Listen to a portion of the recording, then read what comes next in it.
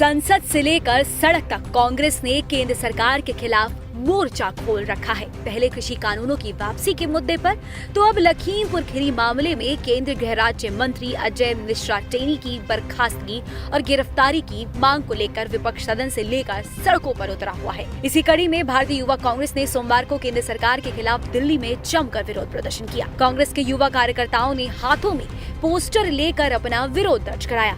वहीं सरकार के खिलाफ जमकर नारेबाजी भी की। हालांकि कार्यकर्ता सदन कूच करने की कोशिश कर रहे थे, लेकिन पुलिस प्रशासन ने कांग्रेस कार्यकर्ताओं को रोक दिया।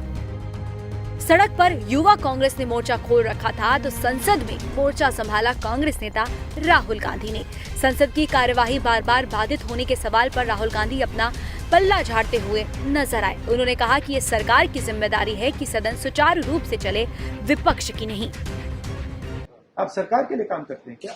हाउस को ऑर्डर में रखने का किसकी जिम्मेदारी होती है? ऑपोजिशन की नहीं होती है, सरकार की होती है। सरकार का आरोप है कि आज बैठक उन्होंने बुलाई थी, बैठक में विपक्ष के नेता नहीं गए। क्लियर बात है, हम चाहते हैं कि सरकार जो उनका मंत्री है उसको हटाए और लखीमपुर खीरी के मामले पर डिस्कशन करने दें। सरकार करने नहीं देती। हम लद्दाख का मुद्दा उठाना चाहते हैं, सरकार उठाने नहीं देती। जो भी इंपॉर्टेंट मुद्दे होते हैं, किसानों का हम मुद्दा उठाना चाहते थे, सरकार नहीं उठाने दी। हमारे लोग सस्पेंड हुए, सरकार उसके बारे में चर्चा नहीं करने देगी। और फिर आप कह रहे हो कि भैया सरकार कहती है कि हम हाउस नहीं चलाने देंगे। जिम्मेदारी सरकार की होती है। आप जाके पढ़िए, रूल्स पढ़िए। जिम्मेदारी सरकार की होती है हाउस चलाने की, हमारी नहीं होती है। और सरकार की यह भी जिम्मेदारी होती है कि डिबेट को वो चलने दे। वहीं सपा अध्यक्ष अखिलेश यादव के सीएम योगी पर फोन टैपिंग के आरोपों पर राहुल गांधी ने केंद्र सरकार पर निशाना साधते हुए लोकतंत्र पर केंद्र सरकार द्वारा आक्रमण करने की बात कही। वो पूरा पेगासस का मामला था, वो इंटरनेशनल मामला था। किसी और देश में हिंदुस्तान का डेटा रखा गया था, उसकी चर्चा नहीं होने दी। तो ये पूरा लोकतंत्र पर आक्रमण हो रहा है, नॉन स्टॉप हो रहा है। इसलिए हम यहाँ लड़ रहे हैं। दरअसल संसद के शीतकालीन सत्र के दौरान कांग्रेस सांसद राहुल गांधी ने लद्दाख को राज्य के दर्जे और संविधान की 6ठी अनुसूची में शामिल करने की मांग करते हुए स्थगन प्रस्ताव पेश किया, जिसको लेकर राहुल गांधी संसद में चर्चा करना चाहते थे। आज मैंने पार्लियामेंट हाउस में लद्दाख के बारे में एडजर्नमेंट मोशन रखा था, उनकी स्टेटहुड के बारे में। वहाँ पे काफी गुस्सा है, काफी दर्द है। हम इसको यहाँ उठाना चाहते थे, मगर सरकार ने उठाने नहीं दिया। आपकी जनता को मैसेज देना चाहते हैं कि हम आपके साथ हैं और जो आपका मुद्दा है उसको हम उठाएंगे, और जो आपकी लड़ाई है एक साथ हम उस लड़ाई को जीतेंगे। बता दें कि अगले साल 5 राज्यों में विधानसभा चुनाव हैं, जिसको लेकर कांग्रेस बीजेपी को बैकफुट कर खुद को बीजेपी का सबसे बड़ा प्रतिद्वंदी दिखाना चाहती है, जिसको लेकर कांग्रेस संसद से सड़क तक बीजेपी को घेरने का कोई मौका नहीं छोड़ना चाहती।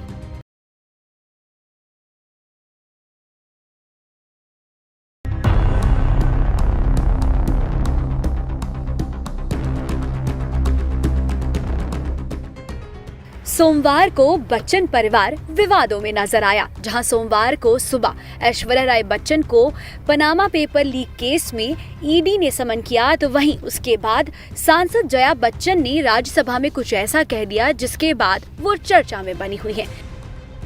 दरअसल राज्यसभा में 12 सांसदों के निलंबन मामले पर सोमवार को भी जमकर हंगामा हुआ। समाजवादी पार्टी की सांसद जया बच्चन ने बीजेपी पर जमकर भड़ास निकाली। उन्होंने नाराजगी भरे अंदाज में कहा कि आपने 12 सदस्यों को निलंबित कर रखा है, आप इसका बचाव कैसे कर सकते हैं। इस पर राज्यसभा के सभापति ने कहा कि आप नारकोटिक्स बिल पर बात करिए। सभापति की इस बात पर जया बच्चन भड़क गयी।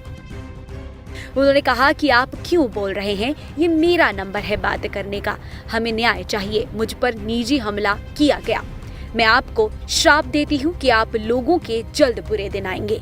आप हम लोगों का गला ही घोंट दीजिए, आप लोग सदन चलाइए। जया बच्चन यही नहीं रुकी, उन्होंने विपक्षी सदस्यों को संबोधित करते हुए कहा कि आप बीन किसके आगे बजा रहे हैं। गौरतलब हो कि ये भी एक संयोग ही है कि सोमवार के दिन ही जया बच्चन की बहू ऐश्वर्या राय बच्चन साल 2016 के पनामा पेपर्स लीक मामले से जुड़े एक मामले में पूछताछ के लिए ईडी के सामने पेश हुई। ऐश्वर्या राय से ईडी ने करीबन 5 घंटे से ज्यादा पूछताछ की और शायद सांसद जया बच्चन इसीलिए इसे पर्सनल अटैक समझ बैठी। बता दें कि पनामा पेपर से जुड़े मामले में ऐश्वर्या राय बच्चन को समन किया गया था, जिसके बाद ऐश्वर्या राय दिल्ली पहुंची, जहां उनसे घंटों तक पूछताछ चली। पनामा पेपर्स लीक केस में आज ईडी की एसआईटी टीम ने बॉलीवुड अभिनेत्री ऐश्वर्या राय बच्चन से लगभग 5 घंटे पूछताछ की। बता दें कि ये तीसरा संबंध था जो कि बॉलीवुड अभिनेत्री ऐश्वर्या राय बच्चन को गया था और आज वे ईडी के जामनगर स्थित ऑफिस पहुंची और लगातार 5 घंटे तक वहां पे उनकी क्वेश्चनिंग हुई। क्या है ये मामला? दरअसल 2016 में पनामा पेपर लीक केस आया, जिसमें लगभग 500 इंडियंस के नाम थे जिन्होंने टैक्स की चोरी की थी। इसमें आरोप था कि अमिताभ बच्चन ने लगभग 4 कंपनियां बनाई जो कि फेक कंपनीज थी। उसमें ऐश्वर्या राय को भी उन्हें जो है पहले डायरेक्टर्स बनाया, बाद में उस डायरेक्टर्स के पद से हटा करके शेयर होल्डर बना दिया गया और 3 साल बाद ये कंपनी 2005 में बनाई थी और 3 साल बाद 2008 में कंपनी इनएक्टिव हो गई। बाद में जब 2016 में इनके नाम सामने आए तो फिर एक खलबली सी मच गई। सेंट्रल गवर्नमेंट ने भी एक टीम बनाई थी जिसमें मल्टी एजेंसीज टीम थी। ईडी, आरबीआई और भी कई एजेंसीज इसमें काम कर रही थी और इसी के तहत सभी लोगों को जो है सम्मन दिया गया था और अब जो है ये केस की जांच आगे बढ़ रही है। उम्मीद है कि ईडी जल्द ही किसी ठोस नतीजे पे पहुंचेगी। ऐश्वर्या राय बच्चन को 2 बार पहले भी बुलाया गया था, लेकिन दोनों ही बार उन्होंने नोटिस को स्थगित करने की गुजारिश की थी। ईडी ने फेमा के तहत ऐश्वर्या राय को नोटिस जारी कर पूछताछ के लिए दिल्ली मुख्यालय बुलाया। पनामा पेपर्स मामले की लंबे समय से जांच चल रही है। ईडी के अधिकारी देश की कई बड़ी हस्तियों को जांच में शामिल कर चुके हैं। इसी कड़ी में 1 महीने पहले अभिषेक बच्चन भी ईडी कार्यालय में पहुंचे थे। दरअसल पनामा पेपर्स मामले में भारत के करीब 500 लोगों के शामिल होने की बात सामने आई थी। इनमें नेता, अभिनेता, खिलाड़ी, बिजनेसमैन, हर वर्ग के प्रमुख लोगों के नाम हैं। इन लोगों पर टैक्स की हेराफेरी का आरोप है, जिसको लेकर टैक्स अथॉरिटी जांच में जुटी हुई है। इस मामले में देश के पूर्व सॉलिसिटर जनरल और सुप्रीम कोर्ट के वकील हरीश साल्वे, विजय माल्या समेत और भी कई बड़े नाम शामिल हैं।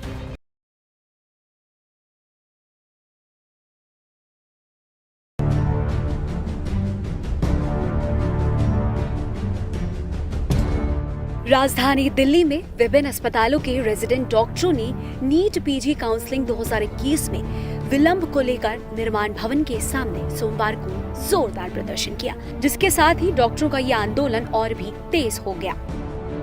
केंद्र द्वारा संचालित 3 अस्पतालों और दिल्ली सरकार के कुछ अस्पतालों के रेजिडेंट डॉक्टरों ने आपातकालीन सेवाओं के साथ सभी सेवाओं का बहिष्कार कर दिया है, जिससे सोमवार को लगातार चौथे दिन स्वास्थ्य सेवाएं प्रभावित रहीं। आपको बता दें कि federation of resident doctors association ने राष्ट्रव्यापी प्रदर्शन का आह्वान किया था, जिसके बाद ये प्रदर्शन बीते 4 दिनों से जारी है। हमारा मांग सिर्फ एक ही है कि नीट पीजी काउंसलिंग जल्दी कराने की है। ये हमने 27 नवंबर 2021 से स्टार्ट किया था ये प्रोटेस्ट, तब से हमारी मांग वही थी और अभी भी मांग वही है। अभी तक हमारी मांग सुनी नहीं गई है। हमारी डिमांड है कि जो भी नीट पीजी काउंसलिंग के अंतर्गत ये एग्ज़ाम जो होता है वो हर साल ज़्यादातर जनवरी में होता है, बट कोविड के कारण ये एग्ज़ाम 2021 में सितंबर में हुआ। उसका रिजल्ट भी सितंबर में रिलीज़ हुआ, बट उसकी काउंसलिंग प्रोसेस अभी तक शुरू नहीं हुआ। आज 21 दिसंबर को भी ये काउंसलिंग शेड्यूल आया नहीं है, बच्चों ने ज्वाइन करा नहीं है और ये डिले पे डिले होता जा रहा है। उसके लिए हो क्या रहा है कि we are lacking in our 1/3 of work force. निर्माण भवन के परिसर में बड़ी संख्या में डॉक्टरों को प्रदर्शन करते हुए देखा जा सकता है। प्रदर्शनकारी डॉक्टरों ने बैनर और पोस्टर लेकर प्रदर्शन किया और इस मुद्दे के समाधान की मांग करते हुए नारे लगाए। साथ ही सरकार पर डॉक्टरों की मांगों को अनसुना करने का आरोप भी लगाया।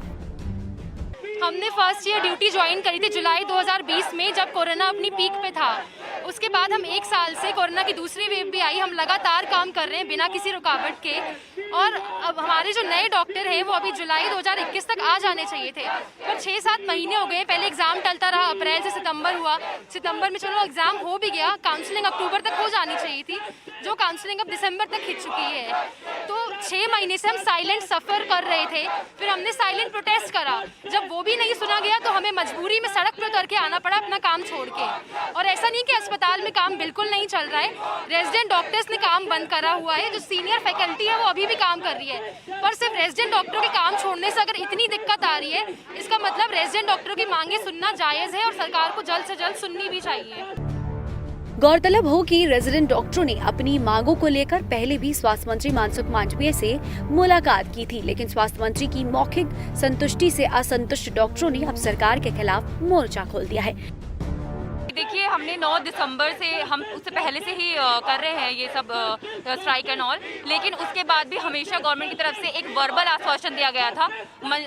जो मनसुख जी हैं और मिनिस्टर, उन्होंने हमें ये वर्बल एश्योरेंस दिया था, उन्होंने बोला था कि 1 हफ्ते का टाइम हमने विदहोल्ड पे डाला था कि गवर्नमेंट की तरफ से कोई एक्शन लिया जाएगा, पर उन्होंने हमारे पास कोई और उम्मीद नहीं छोड़ी है, मजबूरी कर दिया है हमें कि हम आज जो हमने इमरजेंसी बंद करी है, हमने सारे हॉस्पिटल की ओपीडी सर्विसेज बंद करी है, हालांकि कंसल्टेंट्स काम कर रहे हैं ताकि हमें पेशेंट हिंडरेंस नहीं हो, लेकिन फिर भी गवर्नमेंट की तरफ से हमें सिर्फ वर्बल एश्योरेंस दिए जा रहे हैं। हमें कोई जो एक अच्छा एक्शन लिया जाना चाहिए वो नहीं हो रहा है, उन्होंने मजबूर कर दिया है, इसलिए हम आज यहाँ पर उतरे हैं ताकि गवर्नमेंट को प्रेशर बना सके।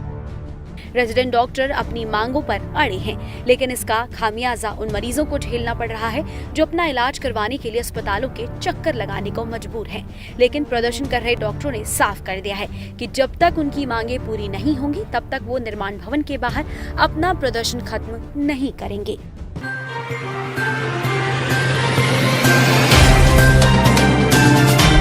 Subscribe now and press the bell icon. Never miss an update.